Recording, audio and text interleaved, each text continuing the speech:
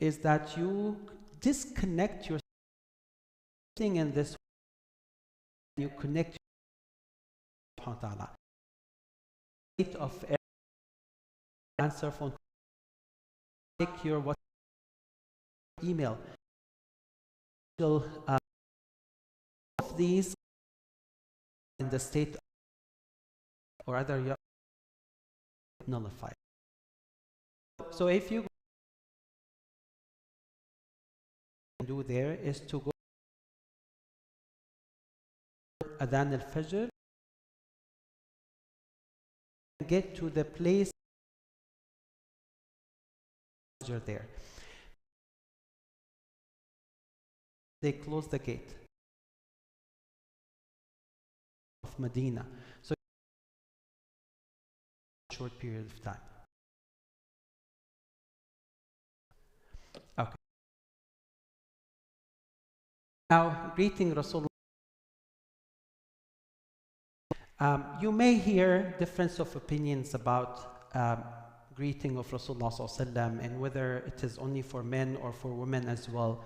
The vast majority of our scholars have said that men and women have are both encouraged. Not only it's okay for them, but they are encouraged to visit the grave of Rasulullah ﷺ alone.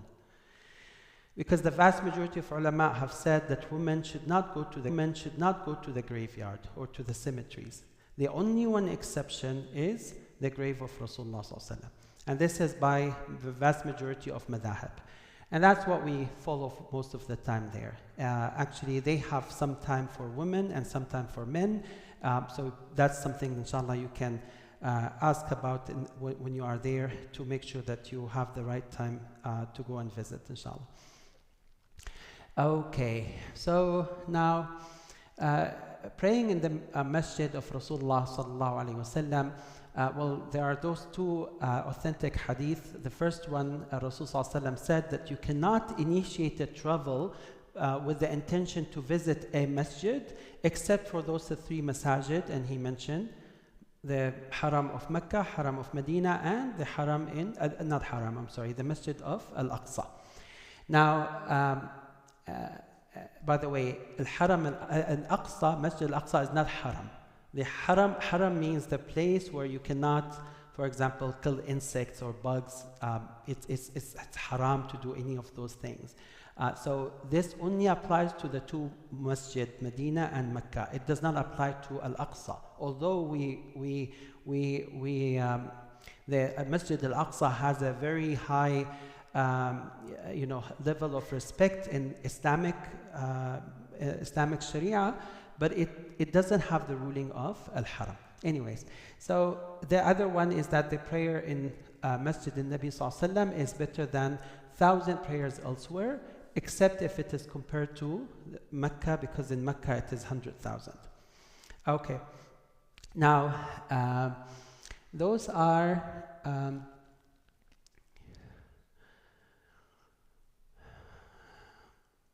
okay.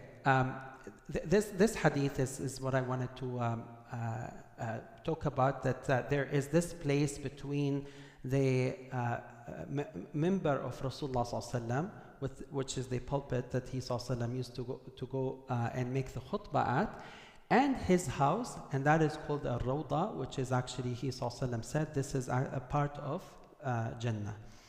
Now, is it really part of the physical Jannah, or it is a virtual thing that he ﷺ was making? This is a disagreement between the scholars. But the vast majority of the ulama have said that whoever is accepted to do righteous good deed in that place, then that is like a plane ticket to go to Jannah of Al-Firdaus, or Jannah in the Akhirah. So in other words, I mean, many people go there and they have nothing in their mind except their dunya. So their rituals, perhaps they are just moving the body. But if someone goes there and has the right intention and they do the actual prayer sincerely to Allah subhanahu wa ta'ala, then that's a very good sign that Allah subhanahu wa ta'ala has enabled you to enjoy the Jannah of dunya and Allah subhanahu wa ta'ala will give you the joy in Jannah of Akhirah. Okay, now those are dua and that you would say when you visit the Masjid of Rasulullah, when you visit the graves of Rasulullah sallallahu alaihi wasallam, Abu Bakr and Umar. I would like to skip these, inshallah. The plan is really to provide this or share it with you so that you have them, so you don't need to worry about memorizing them. Okay, so now before I go into more details of the Haram, I want to show you, this is a very important picture. This shows you the Masjid of Rasulullah sallallahu alaihi wasallam as it was in that day. And I want to explain it very well to you. So forget about this. But the Masjid of Rasulullah sallallahu alaihi wasallam was as simple as this one. It has the roof on the first half, and then it has a little roof here in the back, and everything else was uncovered. Those are called hujurat, and you can see 5 cubes, right? So every one of them is a room, and here in those rooms was the Rasulullah sallallahu alaihi wasallam and his wives. So when the hadith says that he sallallahu alaihi wasallam went from one wife to from the house of one wife to another, it actually he went from one cube to another. It was just single room, So that okay, I don't have a stick here, but the one on the top there is the room of Aisha radiallahu anha wa ardaha. And that's where the grave of Rasulullah sallallahu alaihi wasallam was established. So this one there, that's where, and I will show you with the pictures inshallah, the grave of Rasulullah sallallahu alaihi wasallam, Abu Bakr and Umar were all placed there. Now I want you to pay attention to here. The ground here is all made of stones. Sand is actually little stones, small stones, as you can see. And those were all from palm trees. And this place here is where Ahlul Suffah. Anyone remembers Ahlul Suffah? The poor, the most needy Sahaba who didn't have home, this was their shelter. This is called Suffah. This covering here, which is like almost like a roof, but it's not. This is called Suffah, right? So this is the simplest thing that you can see. Now, can you see this here? 2 steps. This was the member of Rasulullah sallallahu alaihi wasallam. He sallallahu alaihi wasallam never went above more than 2 steps. Now you see the members go all the way up to the extent that sometimes you don't see the imam, right? This is not the sunnah. The sunnah of Rasulullah sallallahu alaihi wasallam is to go a step or 2, and this was his member. Now the last pillar next to the member is the pillar where was put. Is now next to the member that the Ottoman Empire has built, and in fact, the haditha or the incident where Rasulullah sallallahu alaihi wasallam was giving the khutbah before, without this member, there was a piece of wood, right? A truck of wood that then was crying after he sallallahu left it because he was using it. Remember, the Hanin al-Jida is called? So it was this one here. This one here. And I'll show it to you because they have a sign for it in the new development of the masjid. So it's very important to realize that Masjid of Rasulullah sallallahu alaihi wasallam was that simple. Nothing. Really, there's nothing to it. But through this masjid, all the best human ever known in the history of mankind came. The best generation came from this type of masjid. So when you think about it more wisely, you say, well, then let alone if the masjid was better, of course there would be even a higher expectation of the results. So nowadays people are spending all of their efforts and money and wealth to make decorated masajid, huge masajid, have the flags, have the, all the different things to make it with arts and whatnot. And they forget about building the human, building the heart of a believer. This was the masjid of Rasulullah sallallahu alaihi wasallam. In that masjid, someone like Ali ibn Abi Talib grew up. Someone like Abdullah ibn Abbas, Abu Huraira, all of these graduated from this type of masjid. They didn't have art. They didn't have any decoration. They didn't have any of those fancy things that we have these days. But that actually just tells us, subhanAllah, when we prioritize our work in Islamically speaking, we need to understand that what really makes the difference is what you do at the masjid and not how the masjid is shaped. Okay, so this one provides you a better view of what the masjid looks like in the old time. Actually, this is the old masjid. Now, if you are wondering where the qibla is this way. So when you pray in the masjid, you are praying here or even behind this, right? And this place is actually the qibla. Now, people, when they go to visit Rasulullah sallallahu alaihi wasallam, they would have a walk here that they go and then they stand here at this side and they will see something green, right? This is the green wall that they see. But you can tell that behind this green wall, there are three different walls before they reach to the graves. This is the grave of Rasulullah sallallahu alaihi wasallam. This is the grave of Abu Bakr, and this is the grave of Umar radiallahu anhu. And this hujra is the hujra of Aisha. This was the room of Aisha, the house of Aisha radiallahu anha. I was today after Fajr, I was talking about this, that when he sallallahu passed away, he passed away in the house of Aisha.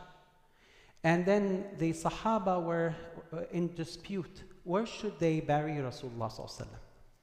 Baqi' is here, by the way, right? Actually, I'm sorry, Baqi' is here. Baqi' is here. This is Baqi'. It's not in the face of Qibla, but it's this direction. So Baqi' is here. Now, when that happened, actually, they were in dispute. Should they bury him in the Baqi' or what should they do? This was not part of the masjid because the masjid was all the way to here. This was the border of the masjid. So between this masjid and the house of Rasulullah sallallahu alaihi wasallam, there was even a walking place, right? A walking path. So at the time when they were in dispute, Abu Bakr radiallahu anhu came and he said, I heard Rasulullah sallallahu alaihi wasallam that saying that Allah subhanahu wa ta'ala wherever takes the soul of a prophet, the prophet should be buried. And that's why they buried him in the Aisha's home. Yeah. And then Abu Bakr Siddiq, when he passed away, the wasiyah was that he would need to be buried next to Rasulullah sallallahu alaihi wasallam. Umar ibn al-Khattab asked the permission from Aisha to be next to Abu Bakr, and Aisha radiallahu anha gave the permission for that. In fact, when the two graves were there, Aisha was still in that house. She still lived there. And she used to say, when Rasulullah sallallahu alaihi wasallam was buried in my house and along with Abu Bakr, I used to use my house just like regularly because this is my father and my husband. So she used to take off her hijab. When they brought Umar ibn al-Khattab, buried him here in her house, she said, I would never get inside except that I would put the hijab. Was she required to do so? Of course not, because Umar radiallahu anhu is dead. But she said, this is out of her modesty and out of how those Sahaba radiallahu anhum were so pious. She said, every time I remember Umar, he is a foreigner to me. So I would put hijab out of respect, even though he is in his grave. So this was Aisha radiallahu anha. Now, what I want you to know is that those are all walls. And this is north, and this is south, because this is the Qibla. Here is the Baqi, and those are the pillars that you saw them, which were made of palm trees, right? The trunk of the palm trees. So some of them have names. Actually, this one, can you see this, sister? Can you see this one? This one is very important. This is called Al-Ustuwana Al-Mukhallaqa. This one is where this trunk of tree that cried after Rasulullah ﷺ left it. And this one is his mihrab. You see, we have mihrab here, right? The semicircle. So the mihrab of Rasulullah ﷺ was here, and here where he was standing to give his khutbahs. But then he left that trunk of a tree, and then that's when the trunk started to cry with a voice that the Sahaba radiallahu anhum have heard it. So now, if you go there, you will see a big pillar, and on the top of it, they say Al-Ustuwan Al-Mukhallaqa. And Mukhallaqa here means that they used to bring perfume to it, and Aisha radiallahu anha, and Mukhallaqa means the one that is always smelling nicely. Those are different pillars there, and you can see the names right now, and I will show you some pictures, inshallah. Now, the most important thing for us to understand is that when he ﷺ said or talked about his masjid, he was talking about this simple thing, this part, which I just showed you also in the other picture, right? So that is why most of the people who come to the masjid and they want to do i'tikaf, they do not go to the extended masjid. They go to this place. However, we should understand that because of the crowd, you cannot pray all the time here, right? So if you are able to come early, then that's the best. If not, inshallah, even if you pray in the extension, you will get the same reward, inshallah, of that 1,000, because you are still joining the same congregational prayer. It's just that this place can never accommodate everyone there. Any question, by the way, feel free to ask. Yeah, go ahead.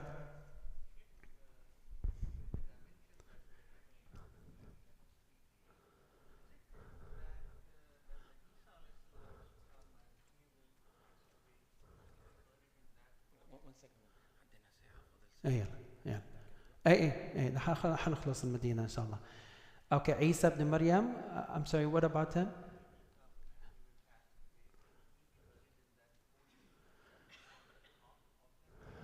So Isa ibn Maryam alayhi salatu wassalam will come in the Bilad al-Sham, not here. When he passes away, let me review that, Habibi. Yeah, let me review that. Jazakallah khair. Yes. Okay, here, very important, mashallah. So again, this is mihrab, right? Here is the minbar where you see it, like they have stairs, right? So the minbar is here. So Rasulullah said, between my minbar and my house is rawdah. So it's all the area from here all the way to here. Actually, I'm sorry, here's the minbar. They are showing it here. So it's all the way from here all the way to here. So this was the minbar, this was where he ﷺ used to stand for the khutbah. In the time of Uthman bin Affan radiallahu anhu, they built this minbar. Okay?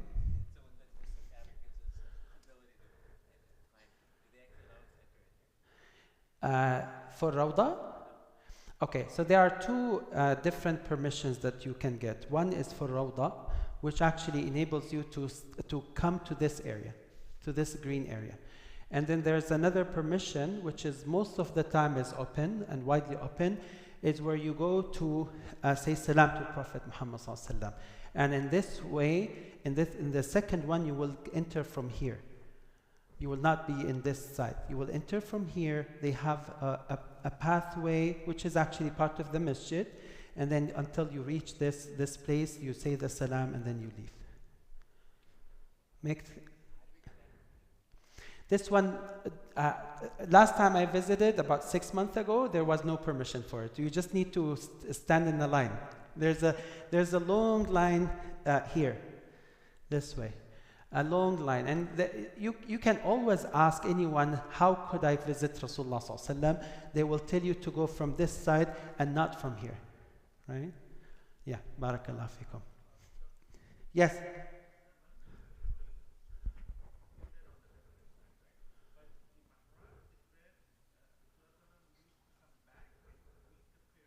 Yes, this is the mihrab. Yeah, this is member where he stands, standing for the khutbah. This is where he would pray. Yes. Okay, so let's move, inshallah. Yes, sister, go ahead.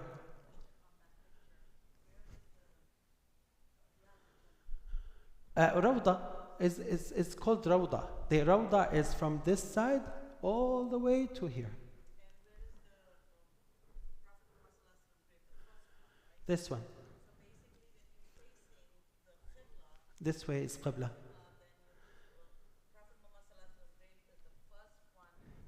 On the left. Yeah, exactly. Barakallah fikum. Okay, so let's see it now in the picture. Huh? Yeah, yes, sister, go ahead. I'm sorry? Yeah, so yes, there is a specific timing for men and for women, and that's what you do with the app. So you need to, I think you need to reserve a time through the app, and then when you go to the entrance, you have to show the app actually.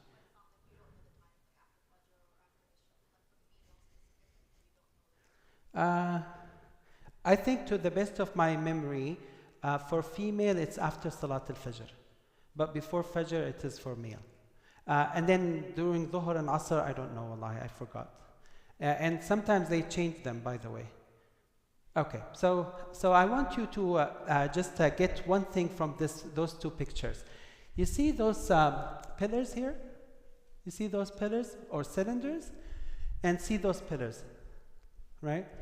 Those are the ones that are used in all the extension of Medina. These pillars here are the ones that are used in the old masjid. And by the way, do you see this green thing here? This is the name. Remember I showed you that some of the pillars have names on them? So those are the names that they placed them. So you can tell what you're looking at.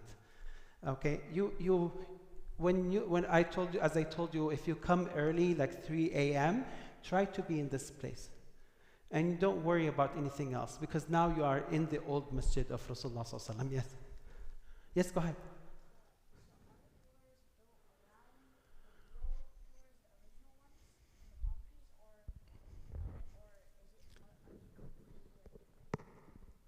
Tours? Uh-huh. Oh, barakallah fiqh, mashallah, wonderful question. So the palm trees were removed and they built, well, I'm not sure if they removed completely, but those pillars were built in the Umayyi Khilafah, which was at least 70 years after the death of Rasulullah sallallahu alaihi wasallam. But the palm trees was there until the end of Khilafah Rashida. Now, how did they keep them and build up around them? I don't know. I have no clue, Habibi. Okay, so what I wanted to show you here, see, sisters, when you go to Rawda, actually, if you imagine this is the Qibla, and Rawda is from this space all the way to the member of Rasulullah sallallahu alaihi wasallam, and that's what you see actually from the side. So the grave of Rasulullah sallallahu alaihi wasallam would be here, and then Abu Bakr there, and then Umar there. But if you want to go and visit them, you will go this direction. So this one is on your left-hand side, Qibla is this way, so you have to go up and then move to see the other side of the picture. Now, this is the mihrab of Rasulullah sallallahu alaihi wasallam. And this, see this, al-ustuwan al-mukhallaqa? See this? This is the pillar there. And this mihrab actually was not actually the physical one that he sallallahu alaihi wasallam used to do, but it was built later on. It was built on that place where he sallallahu alaihi wasallam had. Yeah, go ahead, ask.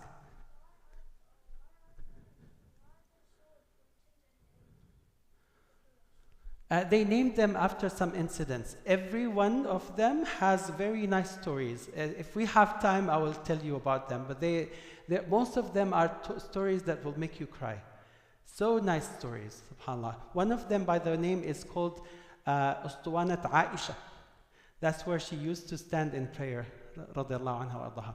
So this is how it looks. So as you can tell, this is now the member. This is the member. This is his mihrab. And the grave of Rasulullah sallallahu alaihi wasallam, or the house, is this side. So the rawda starts from here all the way to the side of the house of Rasulullah sallallahu alaihi wasallam. Yeah, all the way to here. So this is the side. This is the side of the graves, and this is the mihrab. So from here all the way to this place. And actually, when you go there, it's very easy to know this because they have partitioned that, and they won't allow you to get in unless you have, unless you have the permission. So, again, am I showing the same thing? I did show this. Okay, so let's go to the next one. So what you see now here is actually this side here, where you stand. Qibla is this direction, the graves is this direction. So actually when you walk this way, you come and say salam to Prophet Muhammad sallallahu alaihi wasallam, and if you want to do dua, then you turn your face to the Qibla. Many people, unfortunately, they do their dua while facing their grave, and they are backing the Qibla. This is just against the Sunnah. And in fact, the dua that you say to Prophet Muhammad sallallahu alaihi wasallam is very short. You say, Assalamu alaikum, Ya Rasulullah, and Jazakallahu khairan, Jazakallahu khairan, khayra ma jaza nabiyan an ummati. There are multiple dua, and it's fine to use whatever the dua you want, but make sure that you say as-salatu ala nabi as you say it in your tashahhud. Allahumma salli ala Muhammad wa ala ali Muhammad kama sallaita ala Ibrahim wa ala ali Ibrahim, all the way to innaka hamidun majid. So you say salam to Prophet Muhammad sallallahu alaihi wasallam, and then you step a little bit, and then you say salam to Abu Bakr and then to Umar. And in fact, just imagine this is the wall, so I'm moving this way because this is where the direction. So I say salam to Prophet Muhammad sallallahu alaihi wasallam. If I want to make dua, I can do dua this way because Qibla is this way. But then I step up, and then Abu Bakr and then Umar ibn al-Khattab radiallahu anhu. Okay.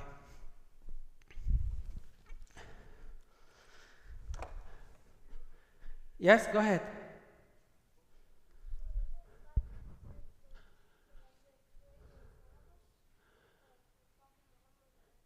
No, when you pray, the graves will be on your back, not in your front. Because the Qibla is this way, the graves will be to your back. Okay, what you see here are 3 mihrabs. Those are the visible mihrabs that you can see them if you visit the masjid. This one is the one on the place of Rasulullah sallallahu alaihi wasallam, on the original place of mihrab of Rasulullah sallallahu alaihi wasallam. And you can tell about it through this decoration here. All of these were made in the Ottoman Empire, by the way. None of this existed before. So you see this decoration, this actually is the labeled or the mark that tells you this was the one for Prophet. In the times of Sulaiman, I think Sulaiman Qanuni, they created another one a little bit further from that one, and I think the rationale was that no one of them felt that he is capable of praying or making the khutbah or making the prayer in the one of Rasulullah sallallahu alaihi wasallam. Okay, now this one is where the imam, the current imam, leads the prayer. So this is the mihrab, and by the way, this one is actually, so if I show it to you here,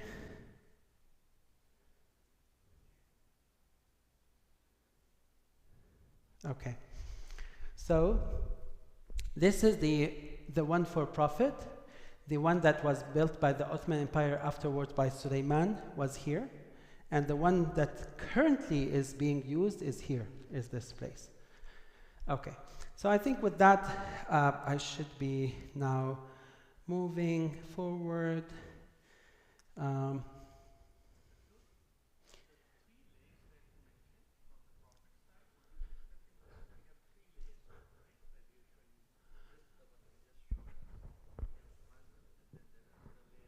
Yeah. Those were built, some of them were built in the time of Aisha radiallahu anha, in the time of Rasulullah sallallahu alaihi wasallam. Not all of them, no. Most of them were, the first one was built during the time of Aisha. The other ones were built afterwards. And I think some of them were in the Umayyads and then in the Ottoman Empire. Now I want you to just understand this dome and this dome. And in fact, this minaret.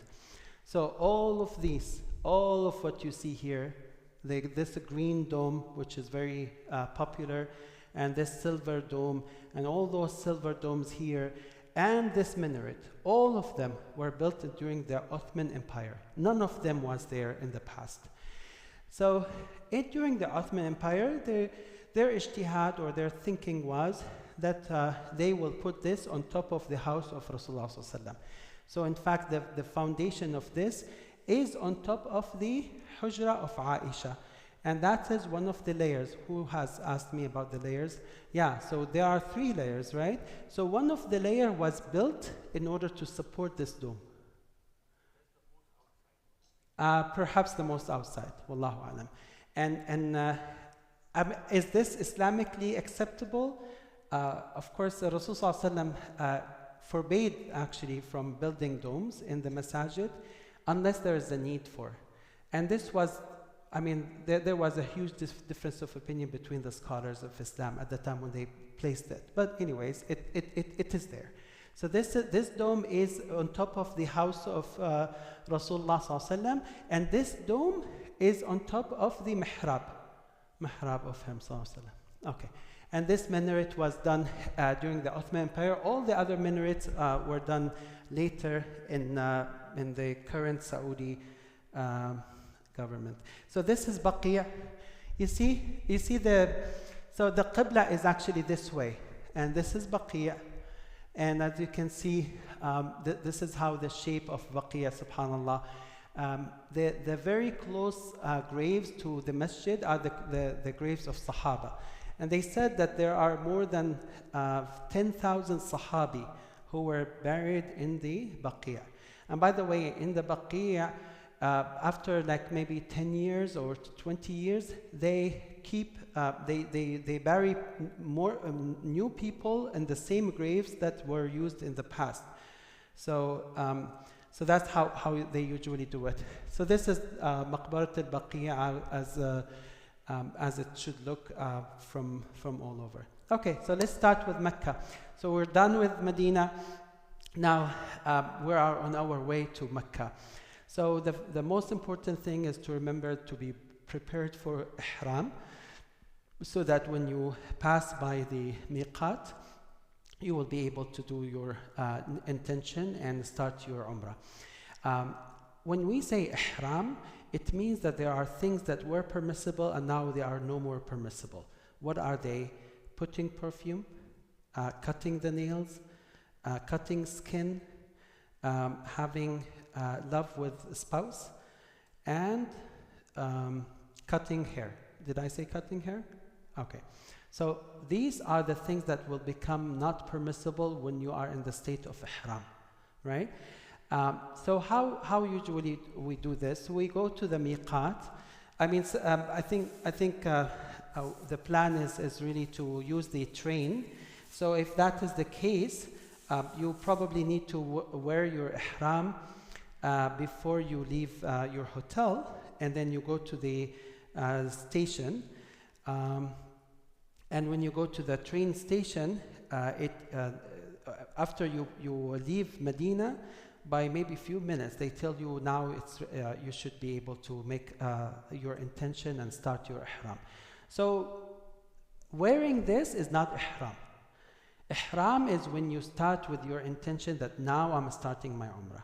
So let me show you first how to wear this, and then we can go into the other one. So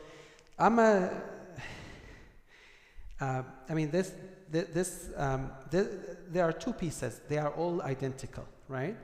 The one that goes on the bottom is called izar, and this one that goes on the top is called rida. They are both identical, so you can use them interchangeably. So the way, you can do it as easy as like this.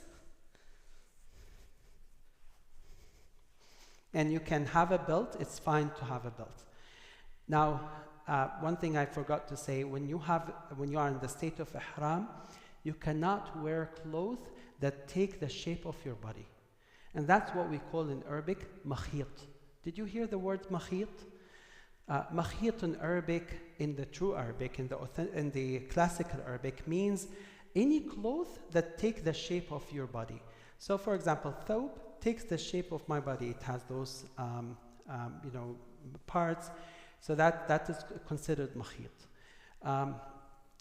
Pant, or like this one, is called also a makhit because it has the shape of my legs. Similarly, any shirt,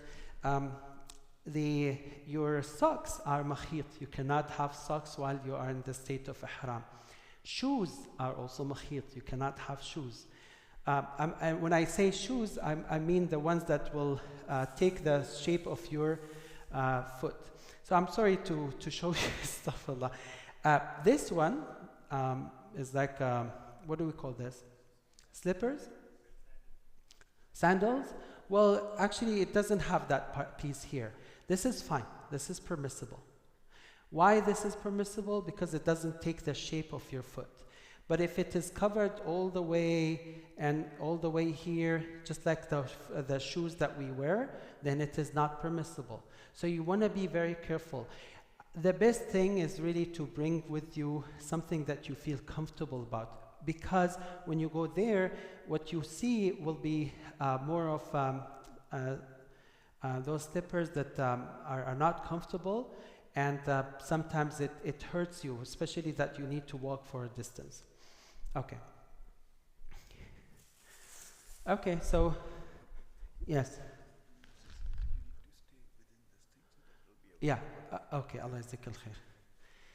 Okay, so let me just show you a trick that you do to make this easier. By the way, if you just do it this way, it will become a bit not comfortable when you walk, because it's very tight on your two legs, right?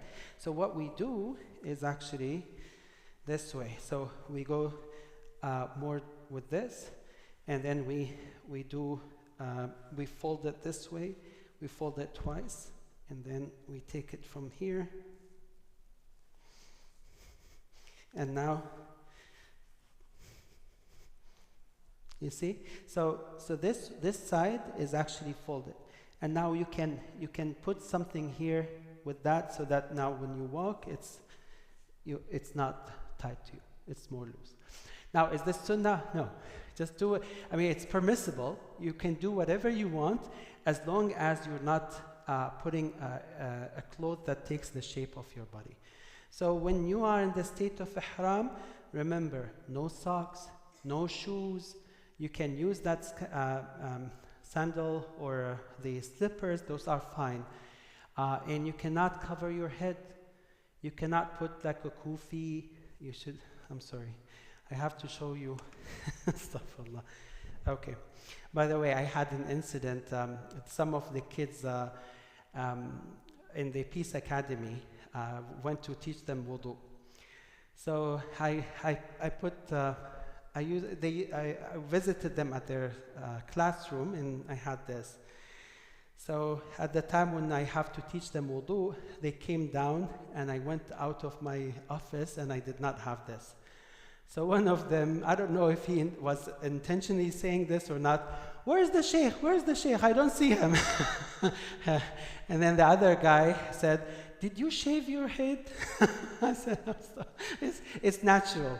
Okay, so what I want to say in ihram, you cannot cover your head, you cannot cover your face. So by the way, this thing about mask, it is not permissible to have mask while in the state of ihram, unless you need it desperately for a health reason. Unless it is really necessary and it may hurt you. But otherwise, you cannot cover your face, and this applies to the women as well. So our sisters and our brothers, if you are able to, inshallah, do it without a mask, you should do it without a mask, or otherwise the ihram will be in violating the sunnah of Rasulullah sallallahu alaihi wasallam.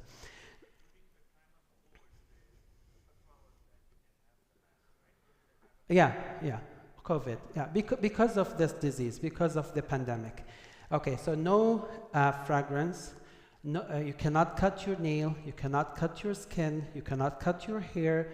You cannot cover your head. You cannot cover your face. And you cannot wear anything that takes the shape of your body. That's what ihram really means. Now, I did this, I went to the miqat, or actually before the miqat, I got ready, and now I have my ihram, and so I go this way, by the way. Some people, since they do ihram, they do this, and that's wrong. You only do this when you do tawaf, only tawaf. Otherwise, you go this way, okay? So, I'm now ready for ihram. I'm at the miqat, whether I'm passing the miqat itself or I'm passing through it when I'm on the train.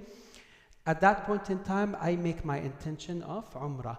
How do we do intention of umrah? It's actually what is in your mind. The sunnah is that your intention is what is in your heart. And of course, when you go out of your hotel, you're going for nothing but for umrah. And actually, the fact that you're bringing those clothes, it means that you already have your intention. But now, the sunnah is as you are setting your mind for the umrah, that you want to start it now, the sunnah is to say a word, labbaik Allahumma umrah. Labbaik Allahumma umrah. So that's actually one of the sunnah, the times that when you make your intention, that there's something that you say as well. This is only in umrah and in hajj, nothing else. So as you make your mind that now I'm starting it, you say labbaik Allahumma umrah. It is good that at that point in time you already have wudu, you already have prayed 2 rak'ah after the wudu, and then you say labbaik Allahumma umrah with your intention to start, and then you move to Mecca. Once you put that, you should start saying what? لبيك اللهم لبيك لبيك لا شريك لك لبيك إن الحمد والنعمة لك والملك لا شريك لك. In the past, the Rasul would say this from Medina to Mecca. It would take them days, and they would stay it non-stop. Now, with the train, it's less than 2 hours. So it's very easy. But unfortunately, many people forget the sunnah and they start chatting. And by the way, when you go from Medina to Mecca, you will see monkeys. You know those, not little, actually, huge one. And if you are traveling by car and those monkeys approach you, you should stay away from them because they are very bad. They can steal your wallets, they steal your food. Sometimes they hit you. Very bad, very dangerous. So unfortunately, people forget about the labbaik Allahumma labbaik. Oh, look at the monkeys. Okay, go ahead.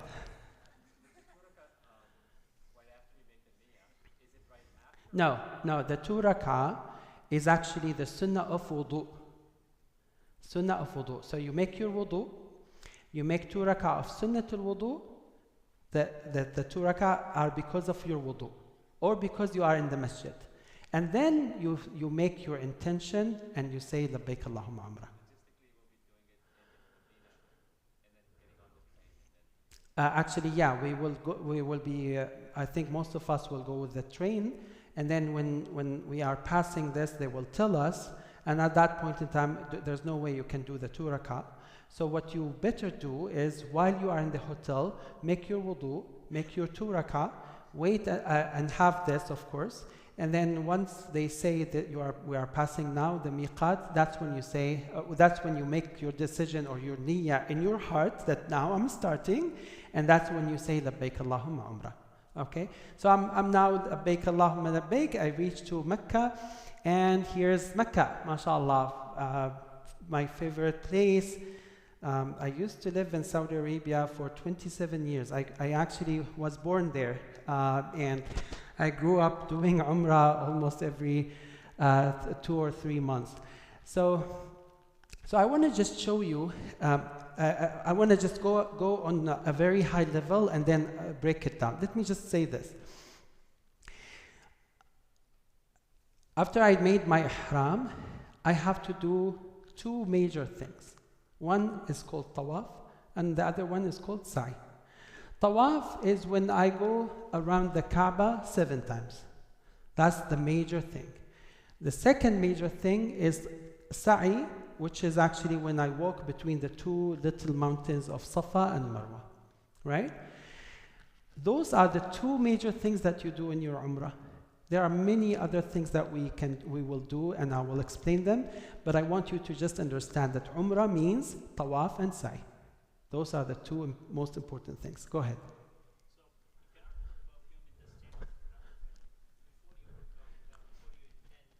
Yeah. You can always put perfume before, but the trick here, the problem is that if this perfume goes on this, and then you take it off, you cannot put it on again because it has perfume. You see the point? So you want to be careful. And the suggestion and the recommendation is actually just clean yourself. You don't need to put perfume, not for the Umrah, right?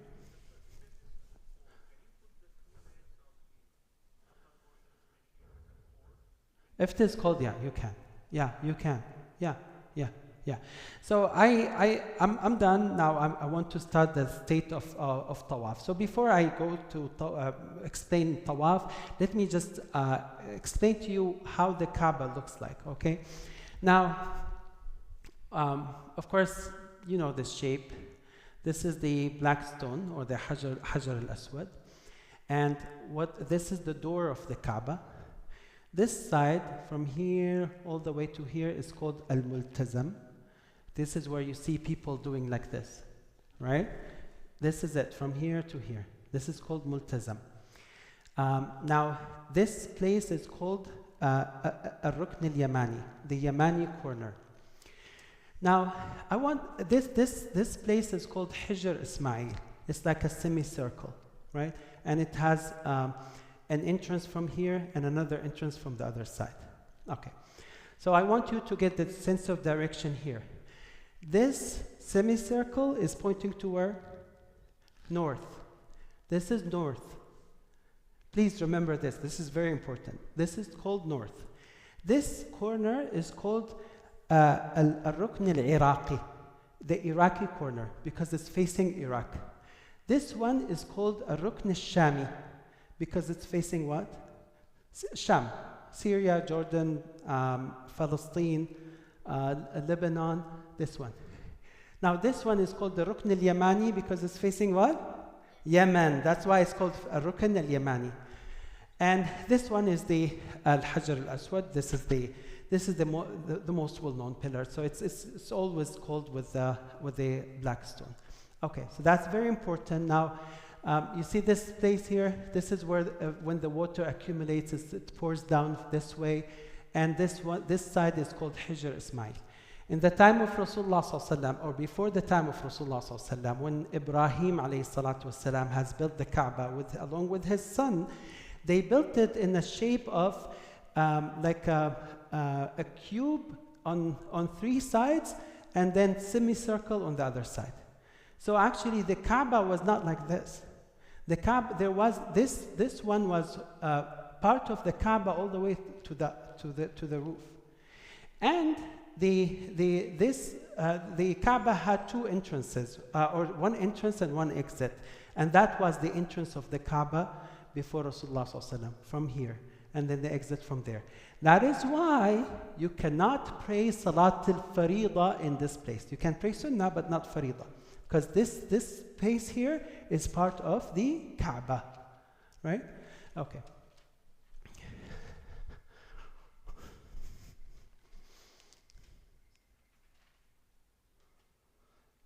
Okay, so now you see it, and you see it in reality. This corner is where the black stone is here. Many people try to go and kiss the black stone. Is it sunnah? Yes, it is sunnah. But is it permissible to go and fight with the people? No, it's not. So if it is haram to fight people, but it is sunnah to kiss it, what do? You avoid the sunnah in order not to fall in the haram, right? I mean, it's only if we are so lucky that we go in a time where there are no people and then it's almost like no crowd, that's when you should apply the sunnah. But otherwise, just you can go away from it and do your tawaf away from it. But in order to compensate for that, you would point with your hand towards the black stone every time that you start a new round of a new tawaf around the Kaaba. Yes, go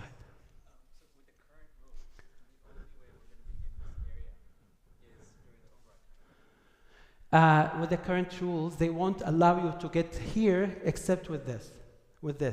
So many people actually, even after Umrah, they come with this. Is that? I don't know. I can't tell you. I mean, just think about it. Do whatever you want. Sisters are allowed to go anytime. So they have advantage over us, mashallah. Okay, so I want to just continue on this. So this is the corner of the black stone. This corner is what we call it al-Rukn al-Yamani, right? And this one is the door of the Kaaba. From here all the way here is the Multazam. And you see those people? So there is a hadith in which Rasul ﷺ actually went outside the Kaaba and he stood on that side and he actually raised his hand and he attached his chest to the wall of the Kaaba. So like this, right? So and that is actually a sign of humiliation and desperate dua. That's why it is a sunnah to do this, if you can, of course. If you cannot, don't do a sunnah by committing a haram. Okay, so I want to make sure that we understand the Kaaba. See, this is again how it looks, the Multazam. Now, see this side of the Kaaba, where they have this side of the Kaaba that has the black stone. See the corner here, how it looks? Now I want to show you the side which is al-Yamani. This one. See, it is a continuous line. So this is the Yemeni corner. This is where the black stone. Okay? Good enough on this. So I want to start talking about tawaf because I think this is, this is the black stone. Let me just tell you about tawaf first. I think it's more important. So the way we start tawaf is that we walk until we are aligned with the Hajar al-Aswad, or the black stone. Of course, you give your left hand side to the Kaaba, and then you walk counterclockwise. Okay. Now, how do you know if you are really aligned with the Hajar al-Aswad? You don't need to know. You can make your own judgment. However, they have a light, a green light that I will show you here.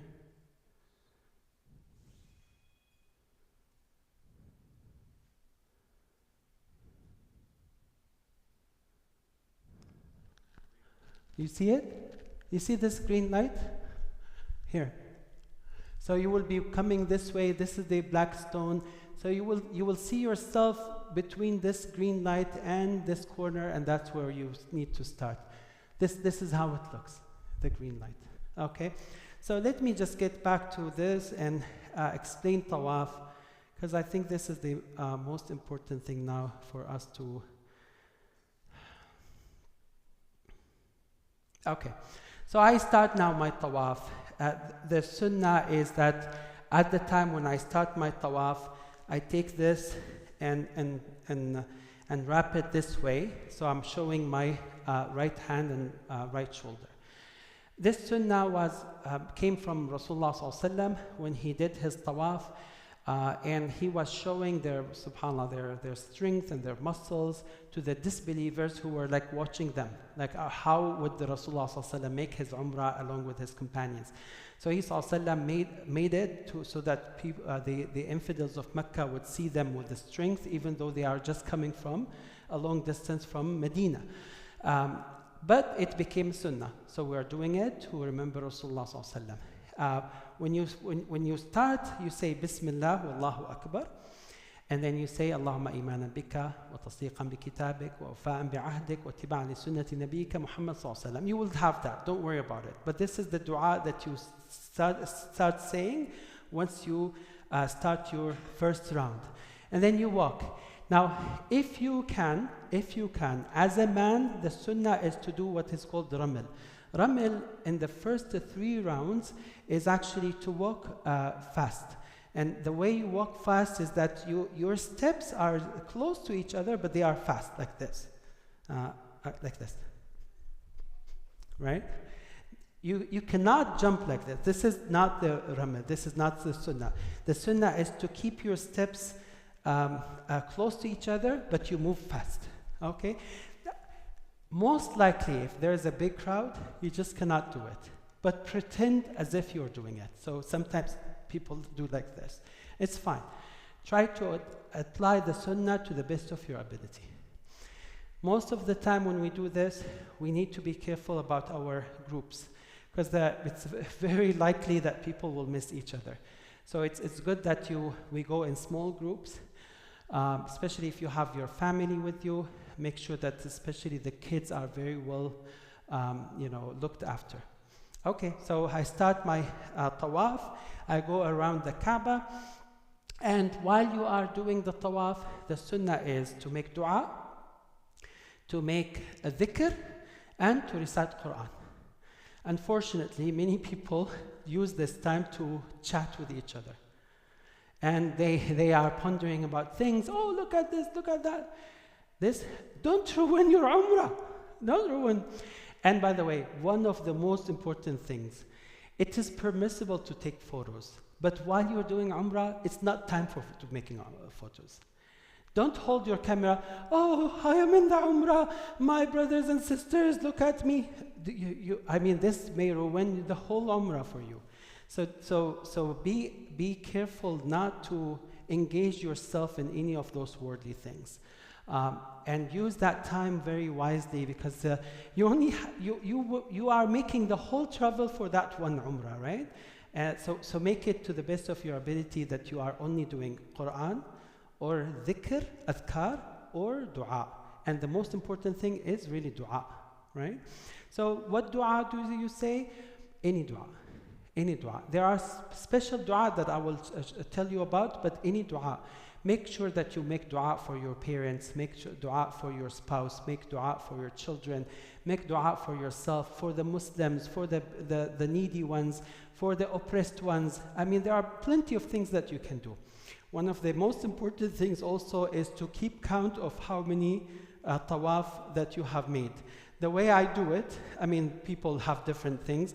Because I usually hold my cloth, so I do it with my fingers. So in the first round, I would do like this. Second round, I'll do like this. Third round, fourth, fifth, and then I do the 6th and 7th. Any way you like, it's fine, inshallah, but just make sure that you do it. Now, it is important to realize that tawaf requires you to have wudu. You cannot do tawaf without wudu. This applies to both male and female. Now, some sisters may ask, what if the period starts at that time? Well, you cannot do your tawaf. You have to wait until the period is over, and then you can make you make tuhur, and then you can do your tawaf. And men cannot do their tawaf while they are not pure, right? So if someone has janaba, or if someone has doesn't have wudu, their tawaf is invalid. They cannot do it. Okay. Now, does the same thing apply to sa'i? No. In sa'i, when you go between Safa and Marwa, you can do it without wudu. But this one requires wudu, right? Okay, so now I'm walking around the Kaaba, and then I would reach to this side here. The sunnah is when you pass by this side that you also you touch it. If you cannot because of the crowd, you don't need to point to it. So we only point to the Hajar al-Aswad. But if we are able to touch it, we will be touching it. And this was the sunnah of Rasulullah sallallahu alaihi wasallam, to touch this and to touch this and kiss the corners, the black stone. If he sallallahu alaihi wasallam were away, then he will do nothing here, and there on this one he will point to it with his stick or with his hand. Okay. Now, as you walk between those two, there's a sunnah of one dua. It's what you say in your tashahhud. رَبَّنَا آتِنَا فِي الدُّنْيَا حَسَنَةً وَفِي الْآخِرَةِ حَسَنَةً وَقِنَا عَذَابَ النَّارِ. This dua, please remember to do it every single round. After you pass this and before you reach this. Okay? Okay. Yes, go ahead.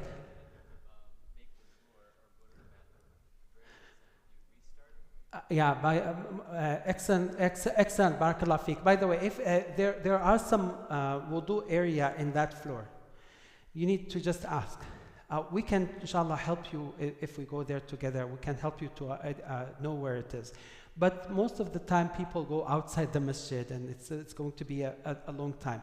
Now, say you're done with the second round, and you just started the third one, and now you lost your wudu. You need to go and make wudu and come back, and you resume from the beginning of the last round that you were making. So you can count the first two, but the third one, even though you did part of it, you have to go from the beginning, from this side, and resume it at the third round. Clear? Yeah. Any question? Okay. Yes, sister, go ahead. No, I'm sorry. Jazakallah khair for reminding me. So the going with Ramil, which is the fast, is only for the first 3 rounds for men only, not for women. So when I go with my wife, usually I will be with her all the time, and I will do like this.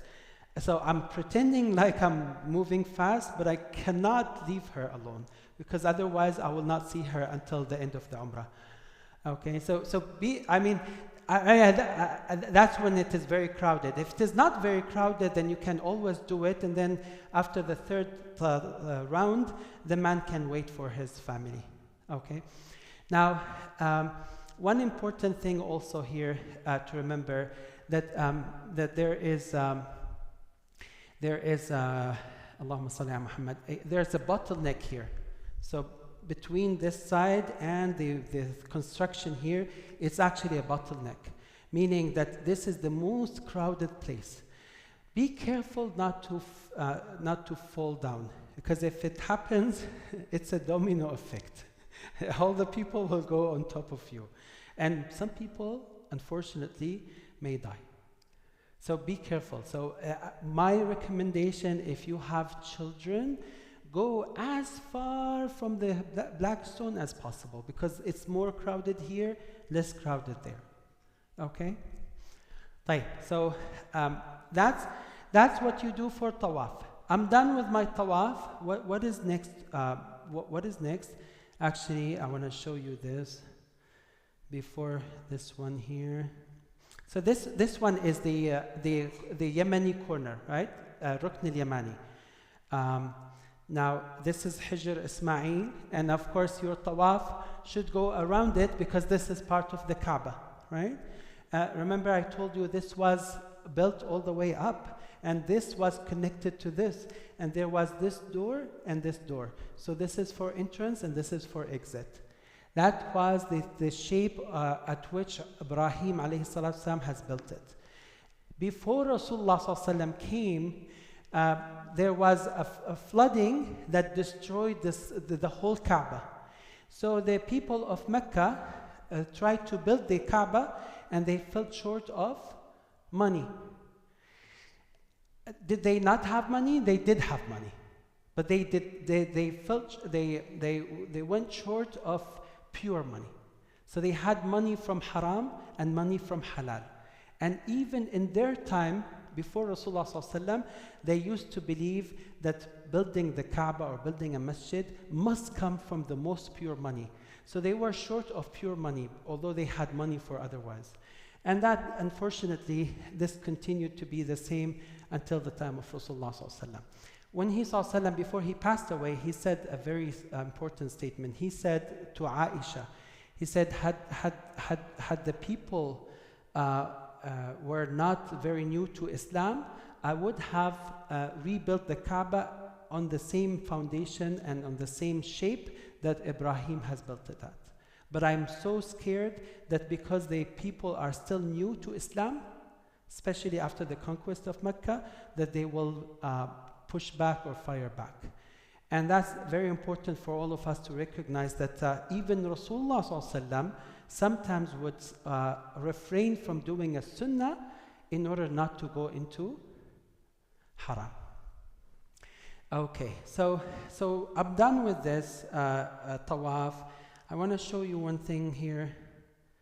Okay, yeah, this is what we call Maqam Ibrahim. This side here, this part. And again, this is the bottleneck. Usually people have a lot of crowd here. This is called Maqam Ibrahim. Maqam Ibrahim is the place where Ibrahim was standing when they built the Kaaba. They probably have moved it here. Now the sunnah is after you do your tawaf to pray 2 rak'ah behind Maqam Ibrahim. So any side this way is fine. So and again, let me ask you again, which direction is this one facing? Yeah, who can tell me? If you say it, I will be very happy. Huh? East, exactly, east. Because always, this one is north. Always, remember, this semicircle is north. This one goes to Medina. This one, if you go straight, you will go to Medina. This one is east. So if you are on the east side of the Kaaba, you can always do your 2 rak'ah after tawaf. Now, in your 2 rak'ah after tawaf, the sunnah is to, make it short. And then, you can recite Qul Ya al-Kafirun, Qul Huwa Allahu Ahad. But then after you pray, the sunnah is to make dua. So you were doing dua in the tawaf, and now you're doing dua after praying the 2 rak'ah. And then there's some sunnah called al-ittila'. Al-ittila' means that you drink Zamzam water as much as you can until it becomes, until your bones are full of water. That's called ittila'. So the sunnah is really, but if you have diabetes like me, if you feel that you cannot control yourself, don't really go into extreme. Only do it if you can hold yourself till the end of the Umrah. Because many people, when they drink a lot after this, then they have to go to the bathroom, and then they miss the crowd or they miss their group. Because right after this, you make the 2 rak'ah, you drink the water, you make dua, you drink the water, you need to go now to the sa'i. Okay? So before I go to sa'i, let me just show you a few things here that might be of interest to you. Okay, so you know this one, black stone, right? Is it black? It's actually, it looks black. No, this one is silver. This frame is silver. And this is from the Ottoman, from the old days, this one.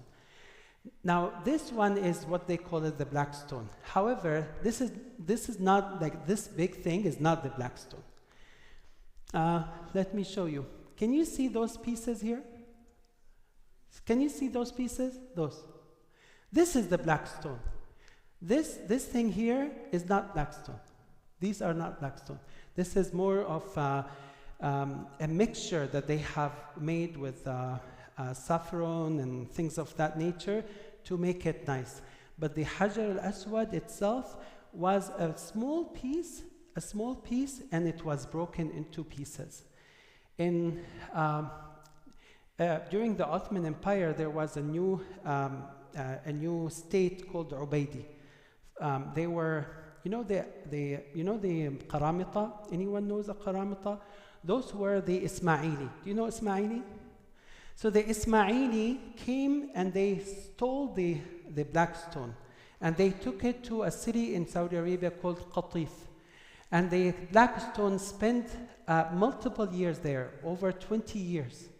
So the Kaaba did not have the black stone for over 20 years because they stole it. And in fact, when they stole it, they killed everyone who was there. So they broke it. And then they managed to bring the pieces and put them together with this mixture and put them back here. So let me show it to you in a bigger picture here.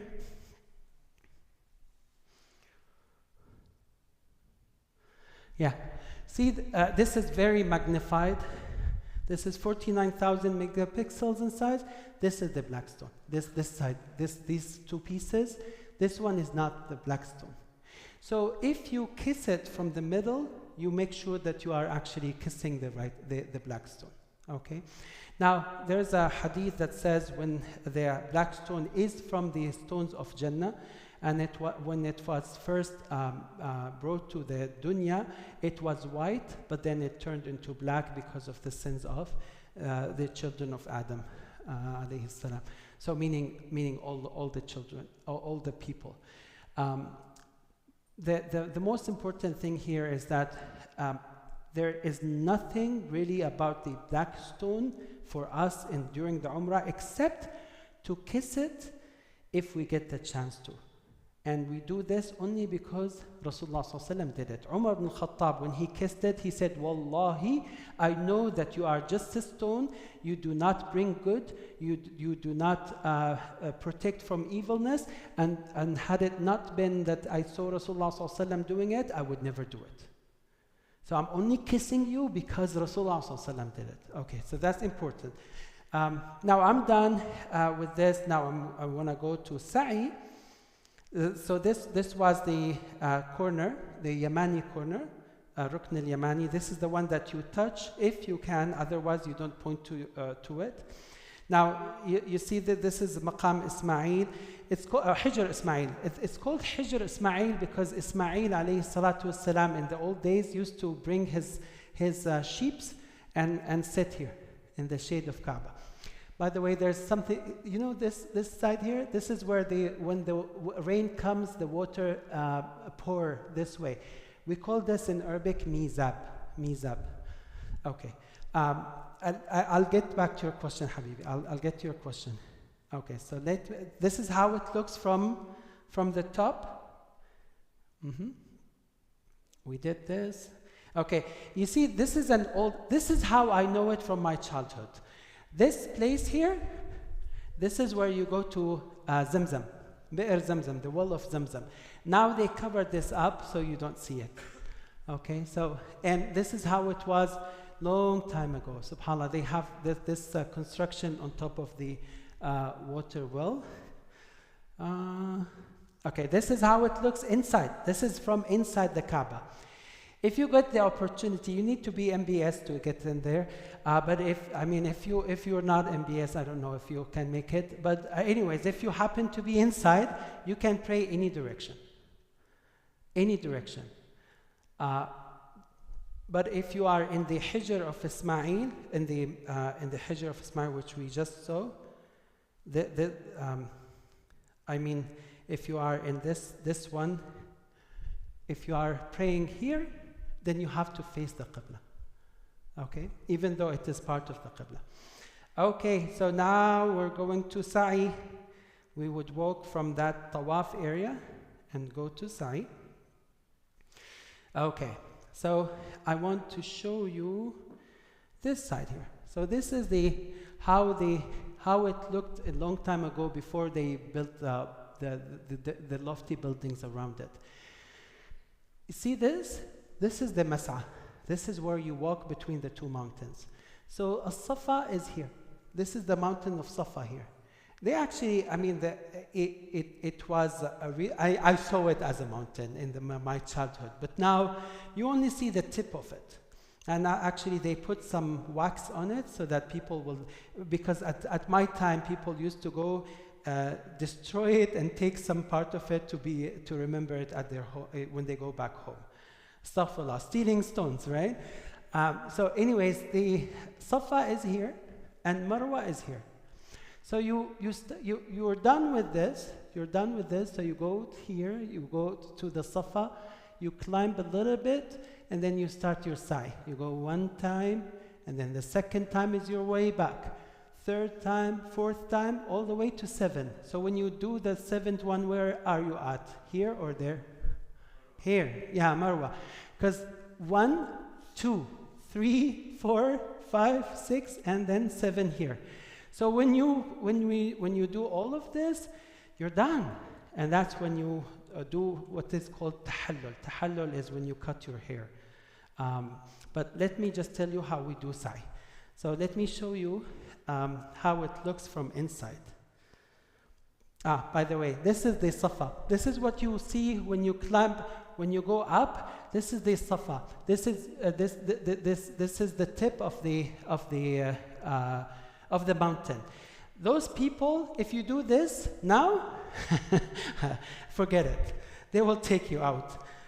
It's not allowed to do this anymore. But in my time, subhanAllah, we used to play, and actually we used to run away from our parents and do peekaboo on that side. Okay. So you went over this, and now and you go down. So let's pretend this is Safa and there is Marwa. Okay. So I came from the Kaaba. I climbed to the Safa, and you will see like it is uphill. You have to walk up. So now when I stand on the Safa, before I start, the Sunnah is to face the Qibla. Face the Qibla from where you stand for Safa. So I'm standing here. I'm sorry. I'm standing here. See this guy here? MashaAllah, he knows the Sunnah. He's facing the Qibla and he's making his dua. So what do you say there? You say, you recite the ayah, إن الصفا والمروة من شعائر الله فمن حج البيت أو اعتمر فلا جناح عليه أن يطوف بهما ومن تطوع خيرا فإن الله شاكر عليم. This is what you say when you climb it. Once you're there, you face the Qibla, just like how this one is doing, and you say Allahumma imanan. You would say Allahumma salli ala Muhammad. You would say Allahumma Allahumma mujri as-sahab wa hazim al-ahzab. And you praise Allah subhanahu wa ta'ala with this, and then you make your dua. And you repeat that 3 times. Allahumma mujri as-sahab wa hazim al-ahzab. And you make your dua, and then you do this again for the 2nd time, and then the 3rd time, and then you walk down towards the other mountain. So I did this, and now I'm walking towards the Marwa. So those people are actually, behind them is Safa, and in front of them is Marwa. Now when they walk, you see those lights here? It's actually this, a green light. This portion of the Mas'a is the Sunnah while walking in this part is to walk fast as you did in Tawaf. And it's only for men, not for women. Now, why did Rasulullah ﷺ do this? It's because the Mas'a, this whole path, which let me show it to you. Yeah, so this place, actually it is here. There was a mountain here, the mountain of Safa, and the mountains of Marwa. And here there was like a valley.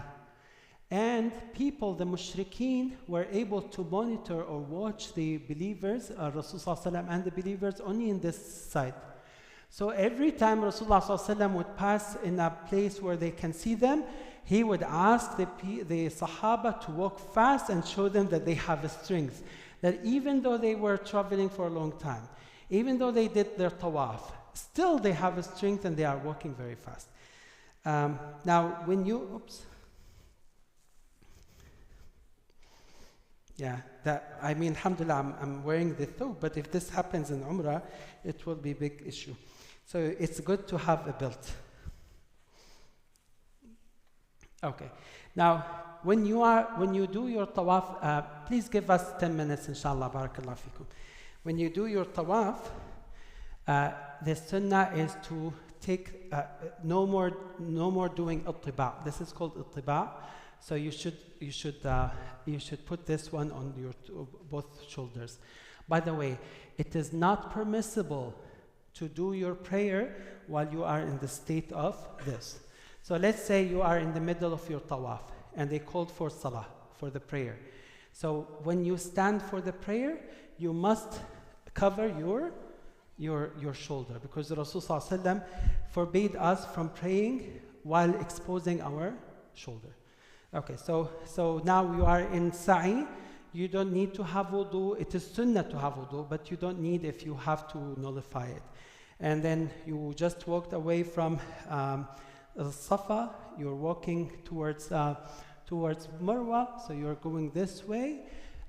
When you see this green light, you would walk fast, and then you go to the Marwa, and in the Marwa you do the same thing that you did in Tawaf. So you would face the Qibla, and you make your dua 3 times. Okay? Huh? Okay, so with that said,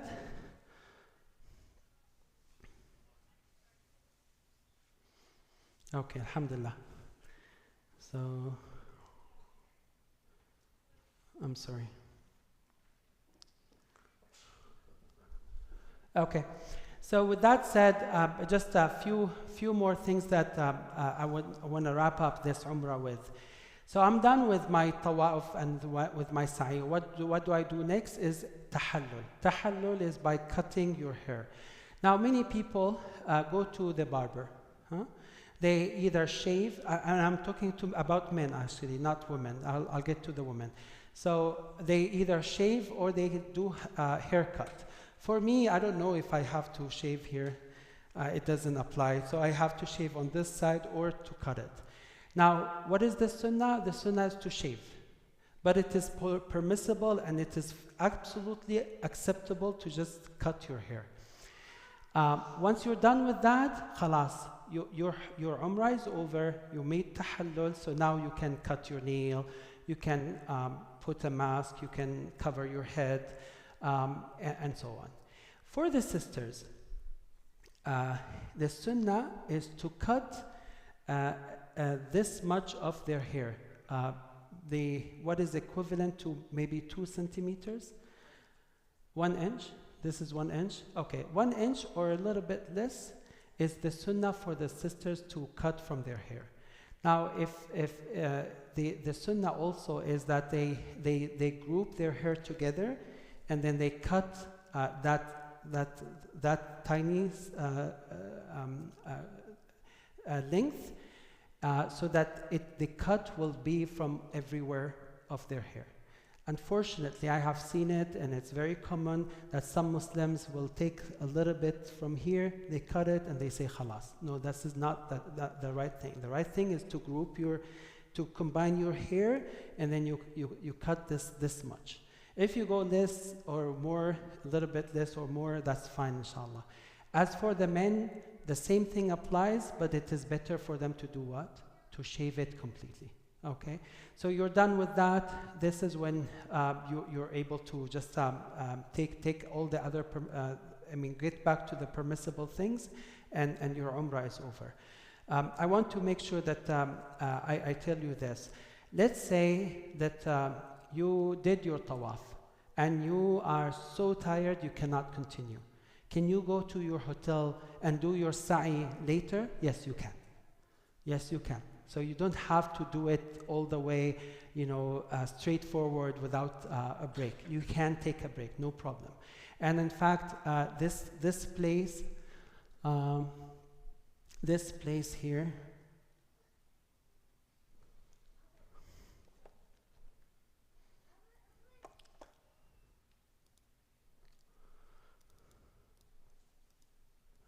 okay.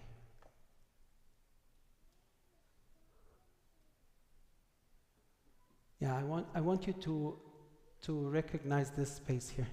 So this place here is actually now marble, and it's like for overflow. I want you to understand one thing. Islamically speaking, from Sharia, this is not part of the masjid. This is not part of the haram. Anything after the mas'a is not haram. So in other words, if the sister is in her period, she can stay here, there's no war. There's no harm on her. But this one now, it's like, it looks like a place for prayer, right? So one of the things that we always recommend, if the sister would like to come to the haram, enjoy the sound of the prayer, enjoy the company of the people, they can sit here, there's no harm on them. Because this is Islamically not part of the haram itself. Okay, so any last two quick questions, inshallah. One from the brothers and one for the sisters. Go ahead. Yes.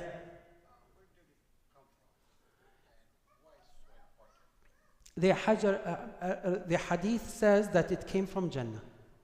How did this happen? We don't know. When they made some research on it, they said it's not from the planet Earth. It must have been like, what do they call them? Yeah, and what is it made of? The material in that stone, we call it in Arabic, aqiq. Aqiq, yeah.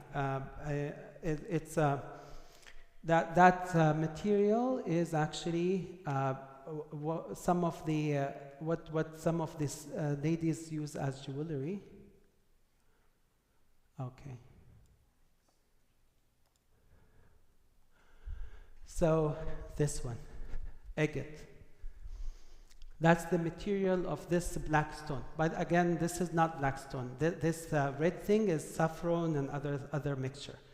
Okay. So sisters, go ahead. Any question? Yes.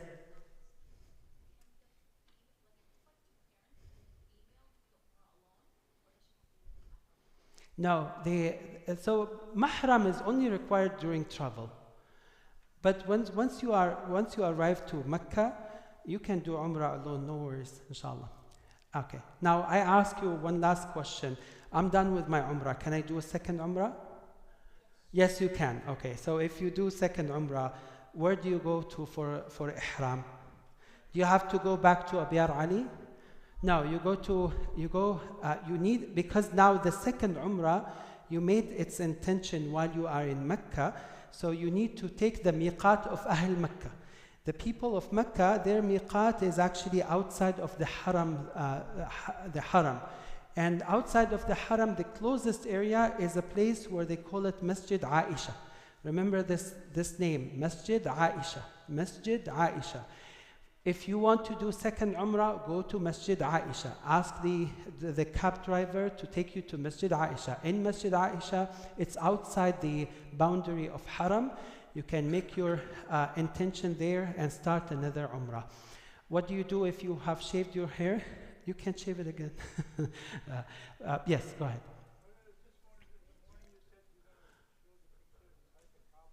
I did show it, Habibi. I did show it. I did show it, but khalas, just for you. Just for you. Barakallah fikum. So, yeah, just for you, because I love you. It is this one here. This is inside the Kaaba. Again, if you're lucky to get inside the Kaaba, you can pray any direction you want. It's because every place is in Kaaba. The door, yeah. Yeah. Huh? All these were done during the Ottoman Empire. None of them were in the time of Rasulullah sallallahu alaihi wasallam. In the time of Rasulullah sallallahu alaihi wasallam, this was empty. Yes, those were brought by the Ottoman Empire. They have no sunnah, nothing, no significance, Habibi. It's decoration, just like how they are decorating with different colors and whatnot, they use this. There's nothing. So when you say what is the significance, there must be something from Rasulullah sallallahu alaihi wasallam. None of these was there in the time of Rasulullah sallallahu alaihi wasallam. The door? The door was there, but it was not that shape. It was a smaller, more primitive shape. Yeah. So I think we have to stop here. Sister, last question. Go ahead.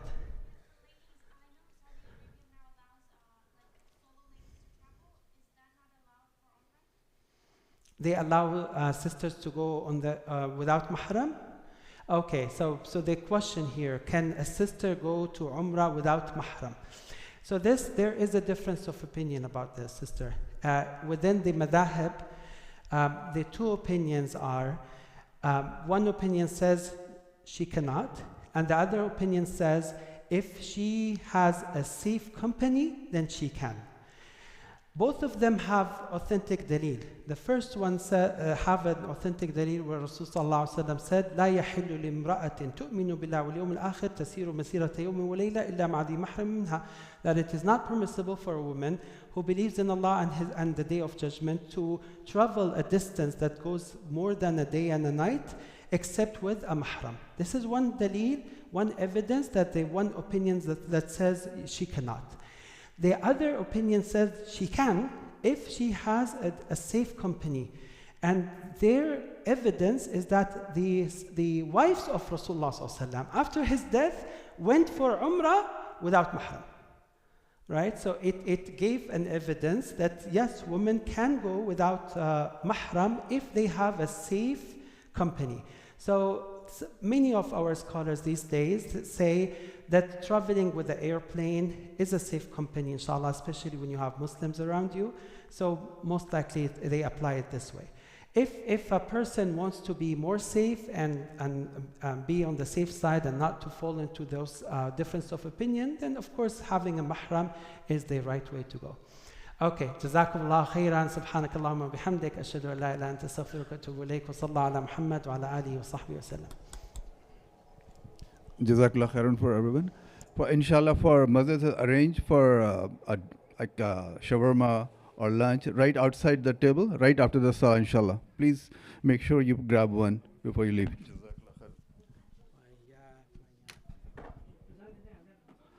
Allahu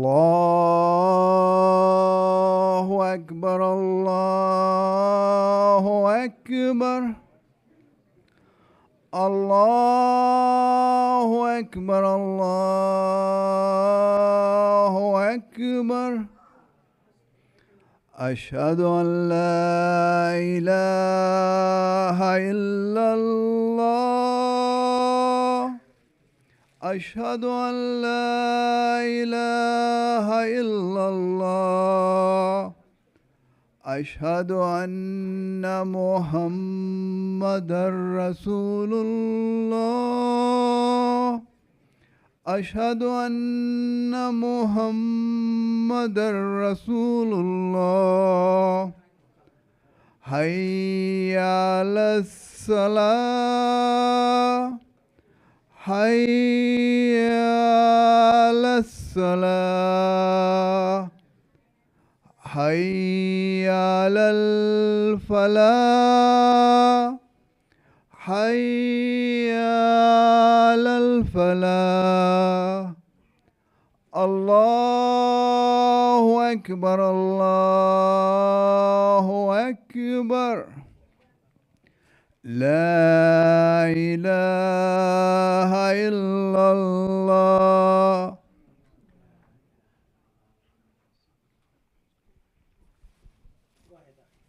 Allahu Akbar, Allahu Akbar, ashhadu an la ilaha illallah, ashhadu anna Muhammad Rasulullah. Hayya al-salat, hayya al-falah, qad qamatis salat, qamatis salah. Allahu Akbar, la ilaha illallah.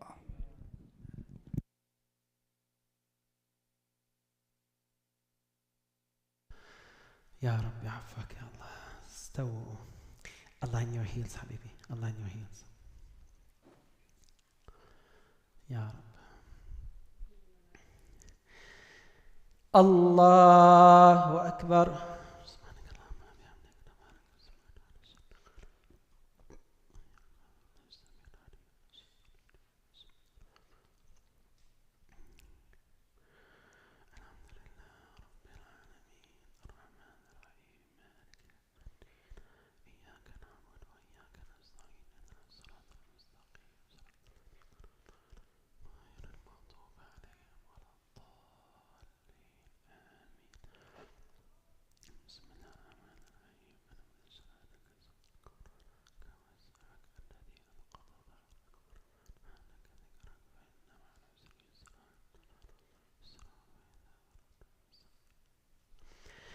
الله أكبر.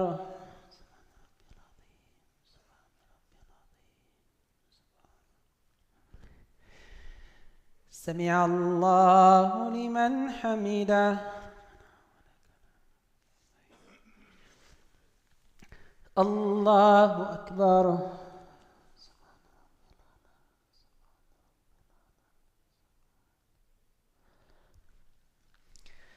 الله أكبر.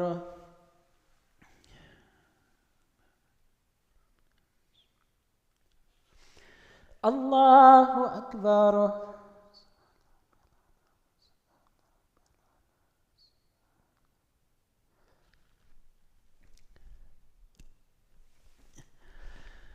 الله أكبر.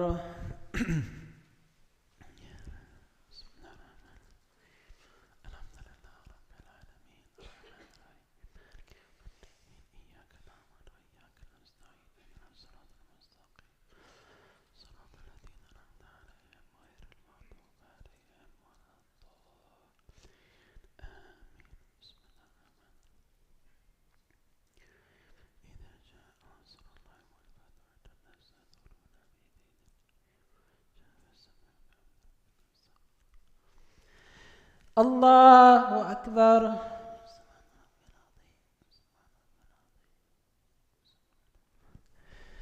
سمع الله لمن حمده. الله أكبر.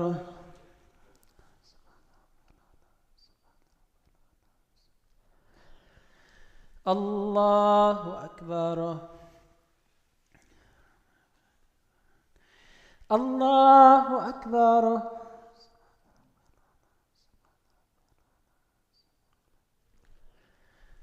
الله أكبر.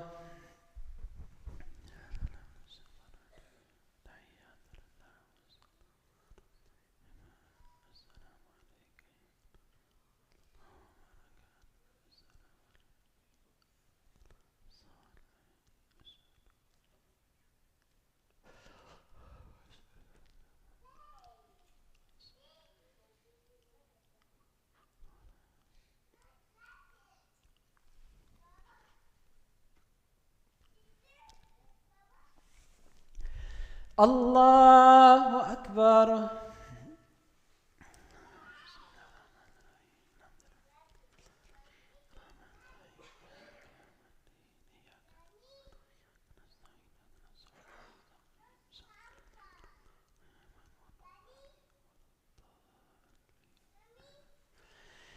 الله أكبر.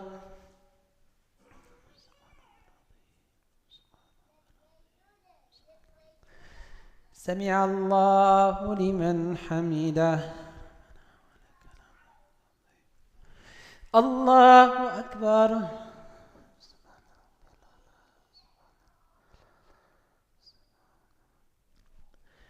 الله أكبر.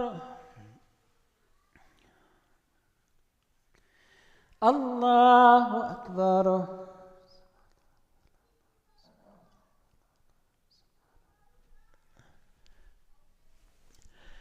الله أكبر.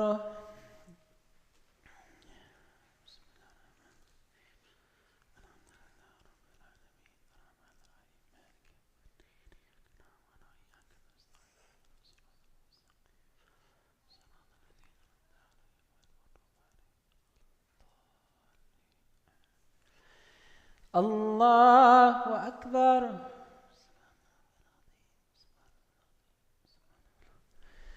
سمع الله لمن حمده. الله أكبر.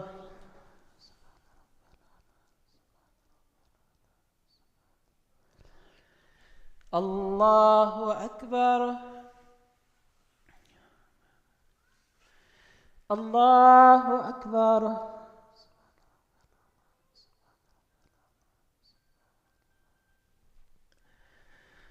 الله أكبر.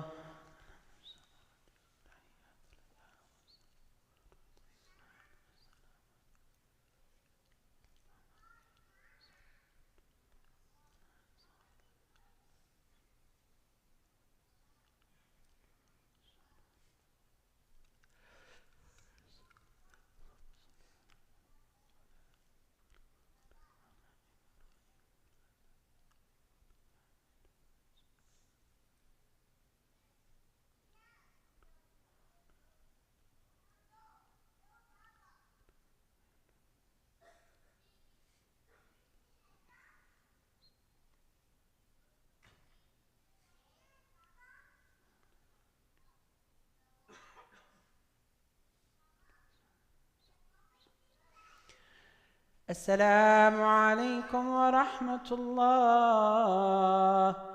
السلام عليكم ورحمة الله. استغفر الله استغفر الله استغفر الله. اللهم أنت السلام ومنك السلام، تبارك يا ذا الجلال والإكرام.